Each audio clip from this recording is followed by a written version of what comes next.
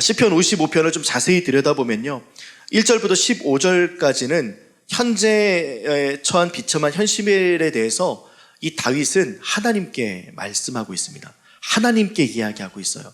하나님께 이야기하고 있는 다윗의 모습을 통하여 우리는 누구에게 이야기하고 있는가?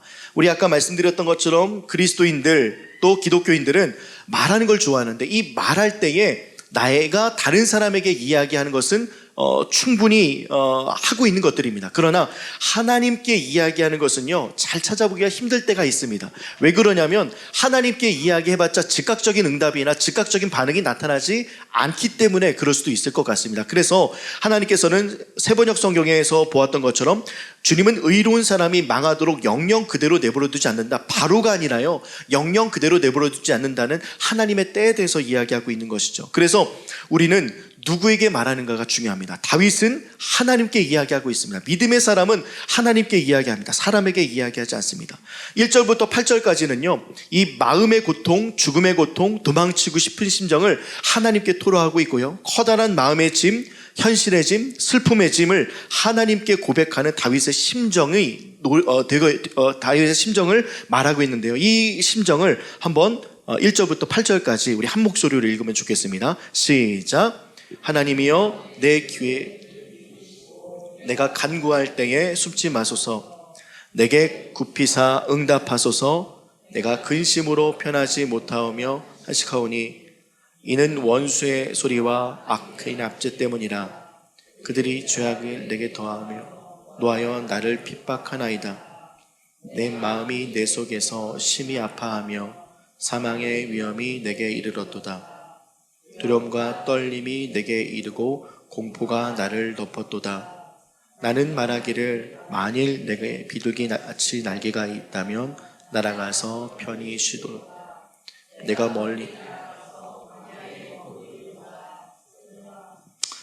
내가 나의 피난처로 속히 가서 폭풍과 광풍을 피하리라. 이렇게 하나님께 이야기하는 다윗을 봅니다. 늘 믿음의 사람들은요, 하나님을 찾고 하나님께 부르짖습니다. 이것이 바로 삶의 기도라고 우리가 부를 수 있는 것 같습니다. 어려운 일이 생길 때마다 우리 어른들은요, 예전에 믿음의 1세대들, 또 2세대 분들은요, 저희가 이제 3세대 정도가 되겠죠. 그 다음 세대가 이제 4세대 될 텐데, 믿음의 1세대 분들은요, 늘 주님을 찾습니다. 어려운 일이 있을 때 주님, 주여, 늘 하나님의 이름을 부릅니다. 하나님 도와주세요. 하나님 어떻게 하면 좋을까요? 이렇게 하나님을 찾고요, 2세대들은 그 하나님께서 인도하셨던 걸음들을 보면서 하나님 앞에 그들도 기도하는 법을 배웁니다. 그러나 세대가 거듭하면서 기도는 부탁하더라도 스스로가 기도하는 법을 잃어버린 세대가 이스라엘 백성이며 지금의 세대입니다. 예전에는요, 뜨거움과 열심이 있었습니다. 그 모양이 어떻든지 간에요, 저도 크게 경험해보진 못했지만 기도원의 영성이라는 것이 있었습니다. 힘들고 어려울 때 금식하면서 기도원을 찾아갑니다. 목숨을 걸고 기도합니다. 이게 옳은 방법이다라는 것은 아니에요. 그런데 그런 열심이 있었습니다. 하나님을 향한 열심이 있었습니다. 그러나 그 다음 세대들은요, 그 정도 열심까지는 없었습니다. 저희 세대 때만 하더라도요, 저 같은 경우도요, 어떤 문제가 있을 때 교회에 나와서 기도하는 법은 있었지만 기도원 가서 기도하는 법은 없었습니다. 과거에 나무 뿌리를 붙잡고 흔들면서 기도했던 선배들의 모습과 모양을 따라서 이제 산에 올라가서 산기도도 해봤지만 매번 산기도를 찾아가진 않습니다. 이렇듯 우리의 인생 속에 하나님 아닌 다른 것들이 너무나도 많이 보이다 보니까요, 하나님조차 보기가 버거운 시대가 되었고, 또 하나님께 무릎 꿇었던 우리 믿음의 첫 세대들의 모습과 모양과 열정들이 점점점 사라지다 보니까요, 다음 세대들은 그런 모습과 모양, 태도조차를 찾아보기가 어려운 시대 가운데 있습니다. 그러나 이것이 하나님의 실패냐? 그렇지 않습니다. 하나님께서 남아있는 소수의 사람들, 예전에 저가 있었던 그 시대 90년대만 하더라도요, 2000년대 초반에 하더라도 이런 어떤 모임들이 참 많았습니다. 예수전도단, CCC, IVF, 기타 등등의 많은 그 선교단체들이 모여서 컨퍼런스를 하고 모여서 선교 대회를 하고 하나님께 우리의 마음을 고양시키고 선교사로 파송되고 이런 일들이 참 많았는데요, 지금은요 현저하게 적습니다. 지금 한국의 선교사 파송수가 2만이라고는 하나 그것은요 과거의 수치고요, 지금은 그 2만의 수치에서 벌써 은퇴한 선교사님 때문에 2만 선이 무너졌습니다. 이 무너진 선이 어디까지 무너졌냐면 50대, 60대의 선교사님의 비중이 60% 정도가 됩니다. 그러니까 생각보다 많습니다. 60%도요 적게 잡은 숫자입니다. 생각보다 많은 숫자가 조금 있으면 은퇴하실 분들입니다. 그러다 보니까 이 선교사님들이 이야기하고 있는 이 선교의 전략보다는 그 다음에 누가 와서 이 선교지를 맡을 것인가에 대한 그런 고민거리들이 참 많은 시대가 바로 한국교회의 선교의 문제점입니다. 그렇다고 해서 하나님께서 이 선교를 멈추시는가? 그렇지 않습니다. 이따 보겠지만요, 다니엘과 세 친구라는 그 적은 인원을 통하여서도 하나님께서는 제국을 변화시키십니다.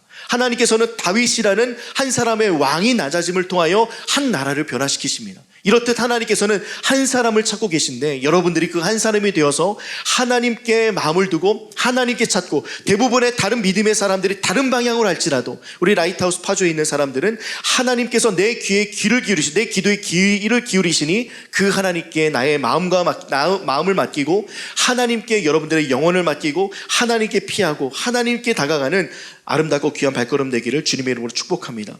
어떻게 찾고 있냐면요, 이 다윗은 귀를 기울여 달라, 숨지 말라, 응답해 달라라는 말로 하나님을 찾습니다.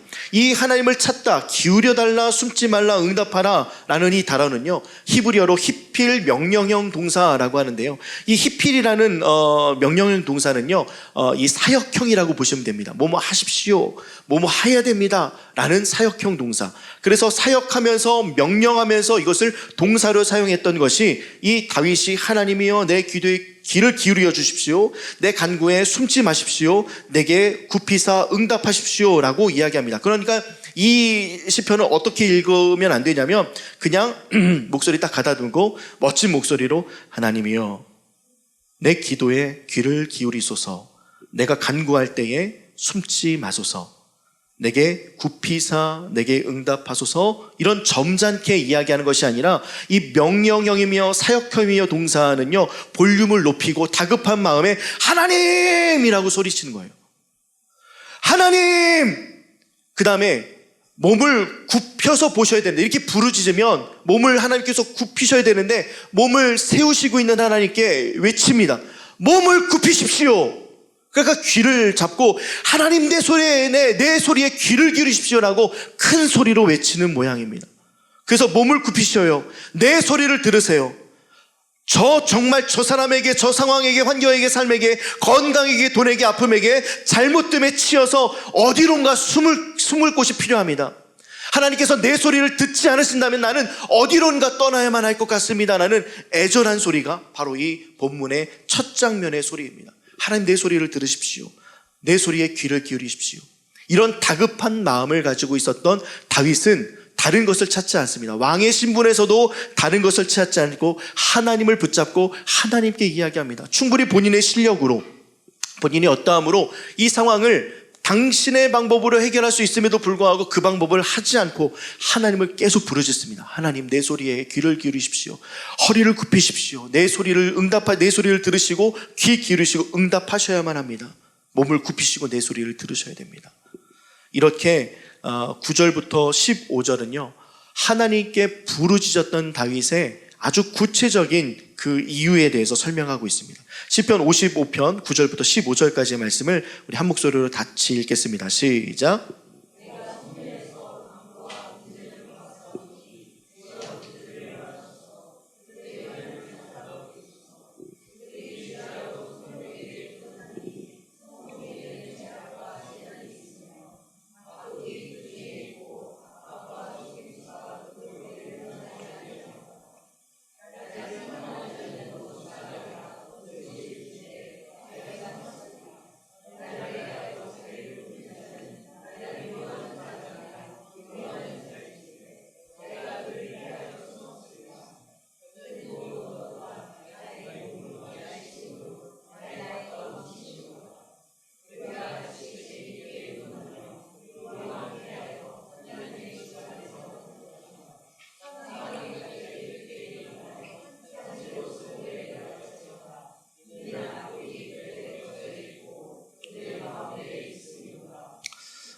이 장면을 보면서 가까운 친구, 가장 가까운 친구의 배신으로 철저한 고통이 드러나고 있는 이 다윗의 모습을 보게 됩니다.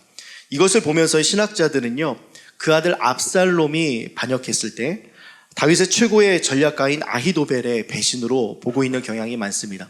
그러니까 가정 안에서의 배신이 일어났고요, 그 다음에 직장에서의 배신, 다윗의 통치와 가장 좋은 모사, 가장 좋은 군사적인 전략을 주는 아히도벨이 배신한 것입니다. 그런데 오늘 이 본문 말씀에 보면요, 우리가 같이 재미있게 의논하여 무리와 함께하여 하나님의 집 안에서 다녔도다라고 하는 것을 보면 그는 교회 안에서의 교회 또 친구였던 것입니다. 그러니까 이 다윗의 배신은요, 가정에서의 배신과 직장에서의 배신, 또 하나님과 함께 예배했던 그 예배 공동체 안에서의 그 공동체 일원의 배신이었던 거예요. 그러니까 삼중고였습니다.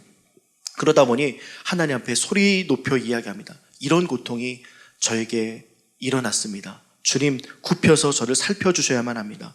그래서 16절과 17절 부르짖고 알리고 기도의 자리에 서는 모습이 나타나는데요, 처음에 1절부터 우리 8절까지는 하나님께 부르짖습니다. 들으셔야 됩니다. 그리고 구체적인 상황을 알립니다. 16절과 17절은요, 이제는 기도의 자리에 서게 됩니다.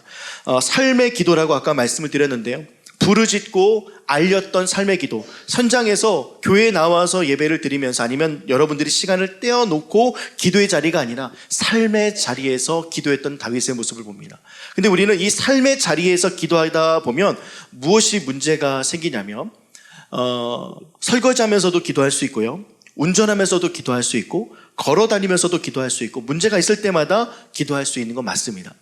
근데 이 다윗이 처음에 이와 같은 삶의 기도를 이야기한 것은 여러분들에게 삶의 기도를 권해서가 아니라, 이것이 중요하다는 것이 아니라 먼저는 기도의 삶이 있어야 됨을 보여주고 있는 것입니다.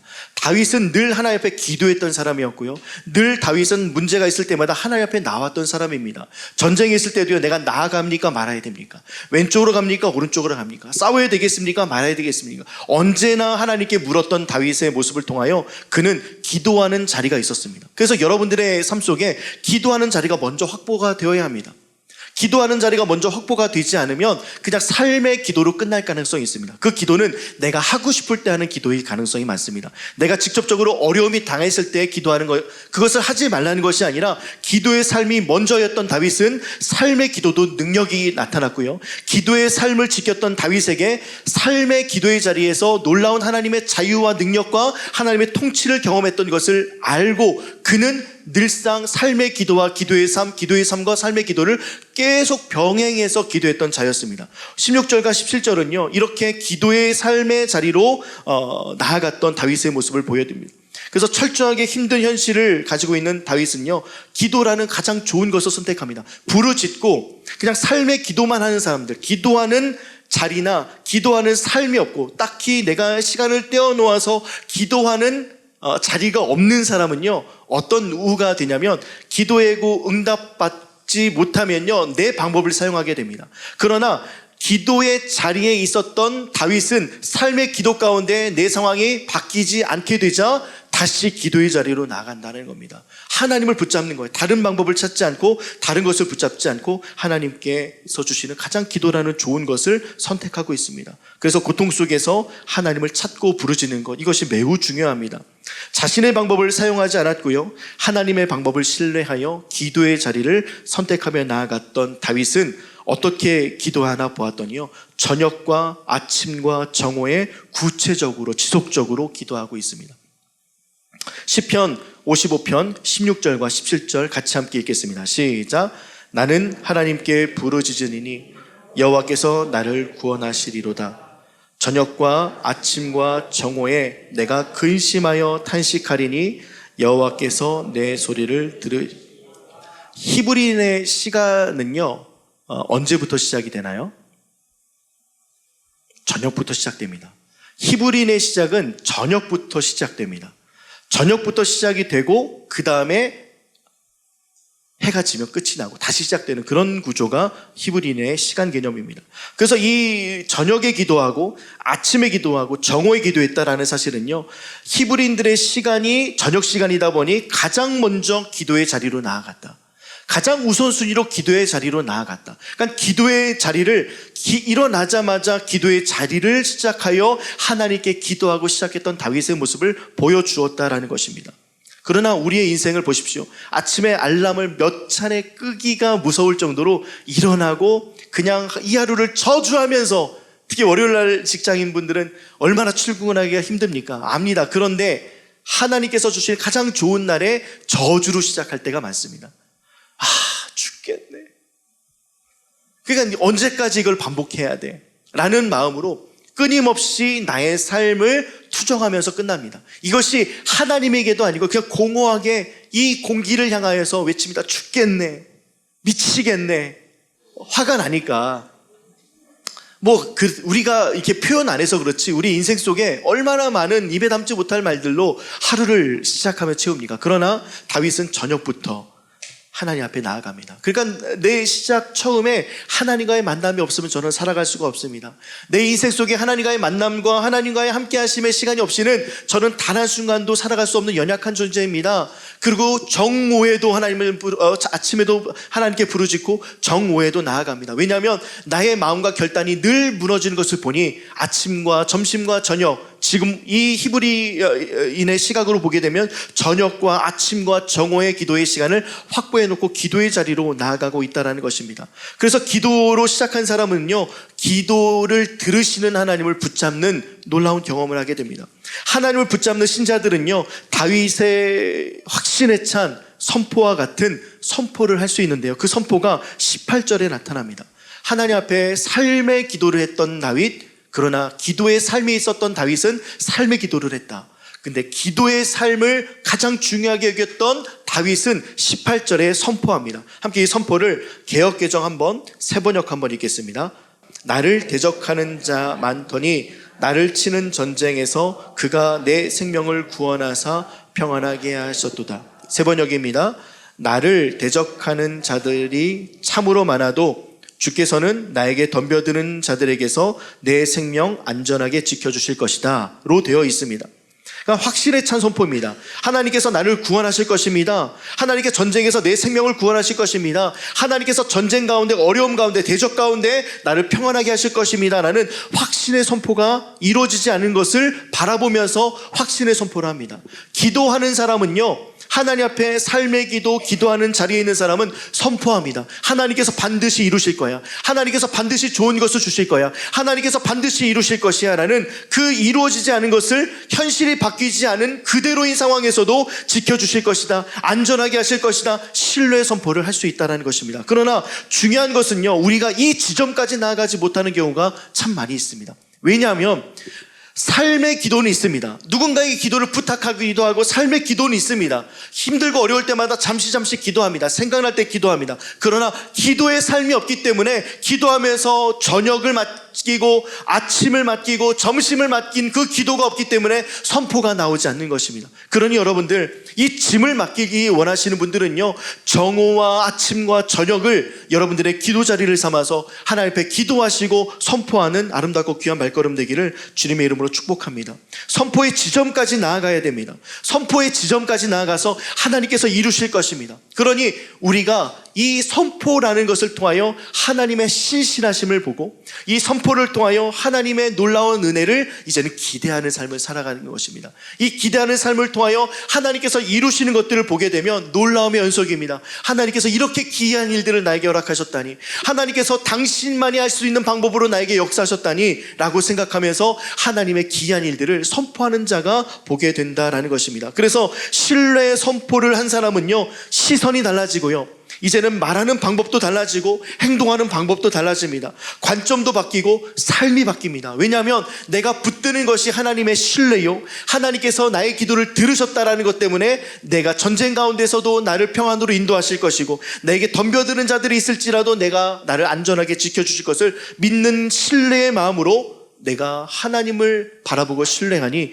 이제는 여전히 나의 발목을 붙잡고 있어도 선포하면서 하나님의 일하심을 기대할 수 있다는 것입니다.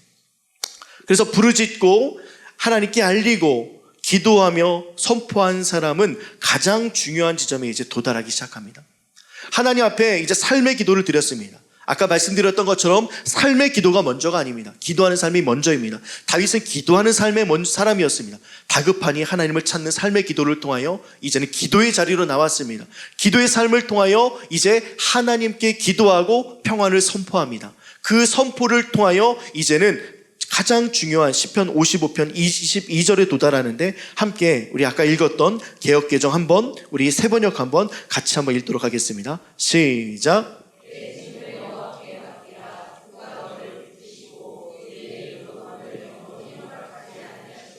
새번역입니다. 너희의 짐을 주님께 맡기라. 주님이 너희를 붙들어 주실 것이니 주님은 의로운 사람이 망하도록 영영 그대로. 지금 이 과정을 살펴보면요, 우리가 그냥 단지 내가 갖고 있는 짐을 하나님께 맡기는 것, 이 맡기는 것도 성경에서는 던지다라고 표현하거든요. 내가 갖고 있지 않아야 될 것을 그냥 던지는 행위입니다. 이 던지는 행위인 이 맡기다라는 것이 단지 그냥 내가 딱 어려움에 처했을 때 맡기는 것이 아니라, 이 순서를 보다 보면 이 다윗은 하나님께 삶의 기도를 통하여 부르짖습니다. 그리고 구체적으로 무슨 상황인지 알립니다. 그리고 기도의 자리로 나아가서 하나님께서 주시는 마음을 가지고 선포합니다. 이것들을 하나님께 맡길 때에, 이것들을 가지고 하나님께 나아갔을 때에, 우리의 언어로, 우리의 기도로 하나님께 맡겼을 때에 하나님께서 돌보신다. 의인의 요동함을 영원히 허락하지 않는다. 그래서 의인이 기도하는 방법은요, 삶의 기도고, 기도하는 삶의 자리고, 구체적으로 기도하는 것이며 선포하는 것이다 라고 이야기하는 것입니다. 여러분들, 이 기도를 통하여 의인의 요동함을 영원히 허락하지 않으시는 하나님의 은혜를 경험하시기를 간절히 축복합니다. 이 과정을 밟아온 인물이 생각나는데요, 바로 다니엘입니다. 남유다가 바벨론 제국에 의해서 세 차례나 침공을 받습니다.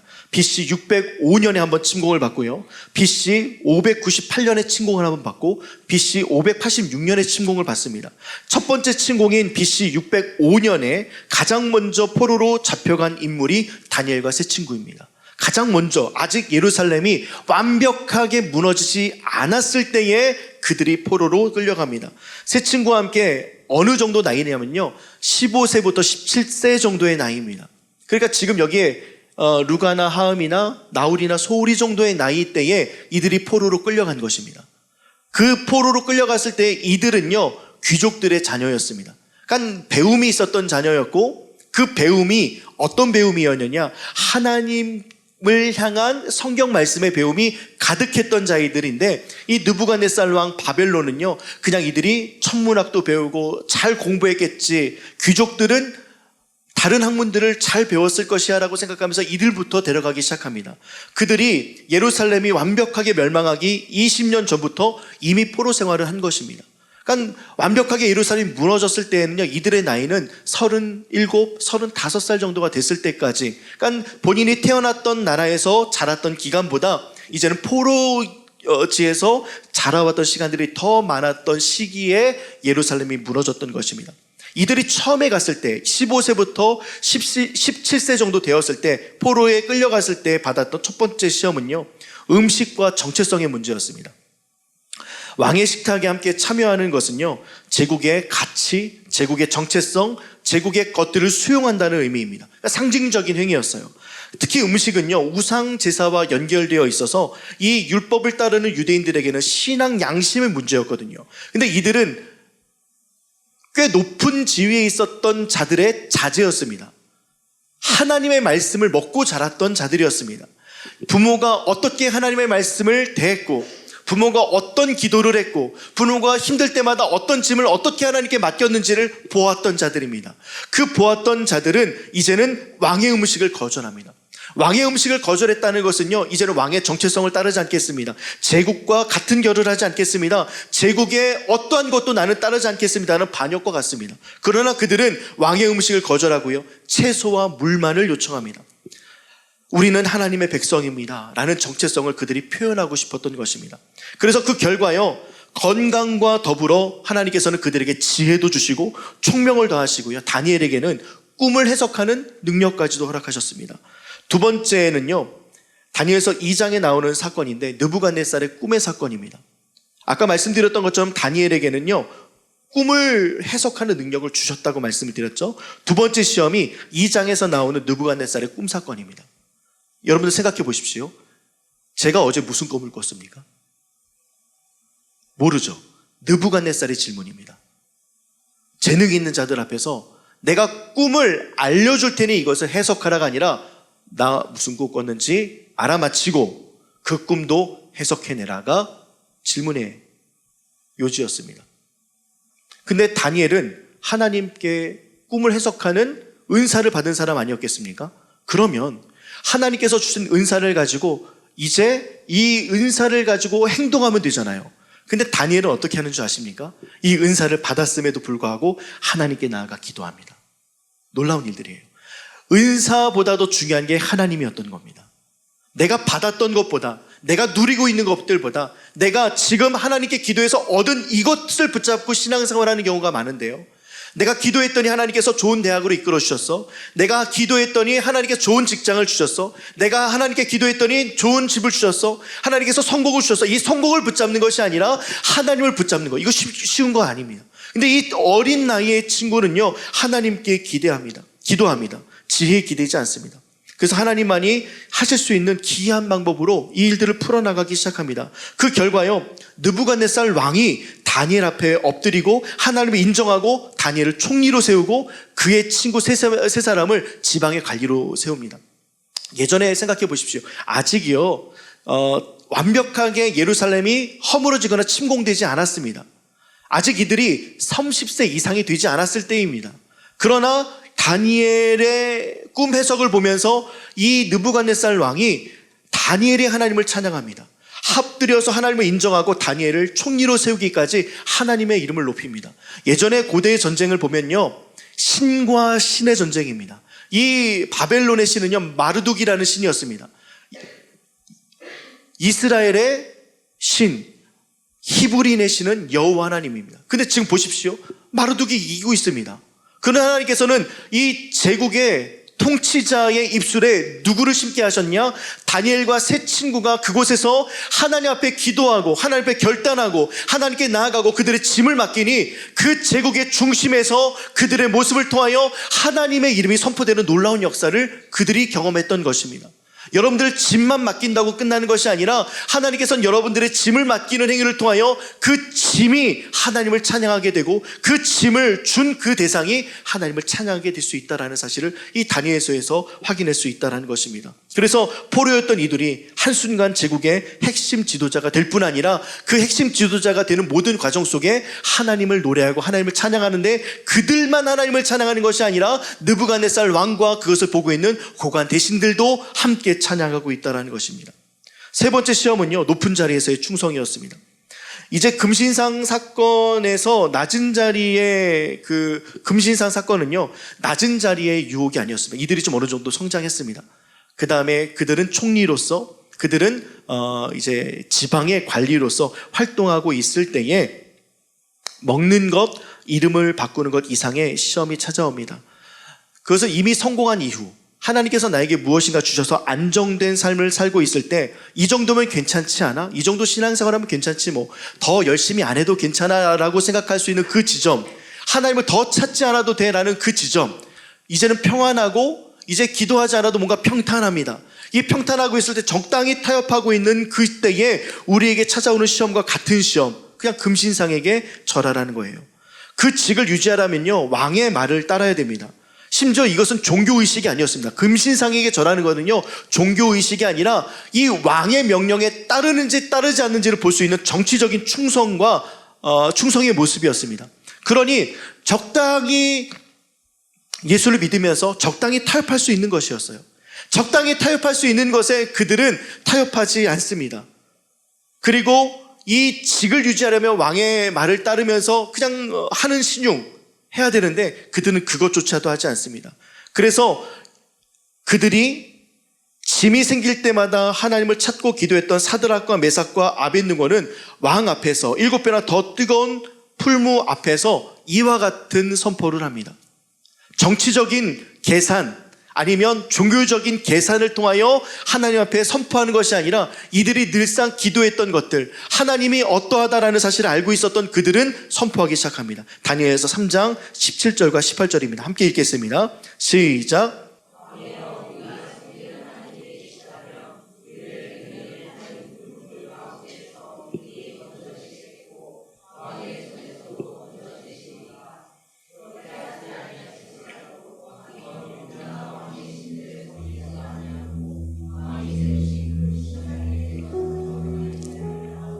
얼마나 멋집니까?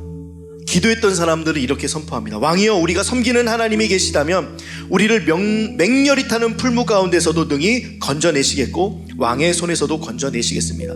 그렇게 하지 아니하실지라도 왕이여, 우리가 왕의 신들을 섬기지도 아니하고 왕이 세우신 금신상에게도 전하지도 아니할 줄 아옵소서.